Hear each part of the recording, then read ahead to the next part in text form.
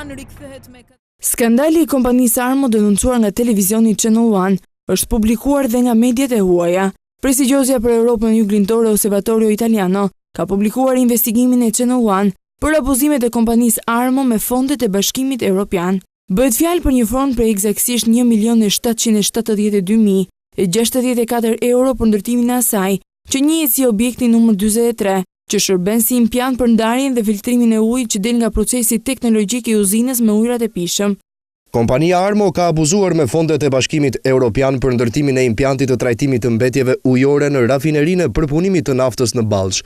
Departamenti i informacionit në Channel One, gjatë hulumtimit për abuzimet me rafinerinë Armo, që administrohet nga një kompani azere, zbuloi se impianti për mbetjet ujore nuk është vënë në punë, duke shkaktuar një katastrofë mjedisore që ka rrezikuar jetën e banorëve dhe ka kontaminuar tokat bujqësore në këtë rajon, citohet televizioni Channel One. L'Osservatorio Italiano është një agjenci e pavarur informative italiane që trajton çështjet investigative në Europën Juglindore.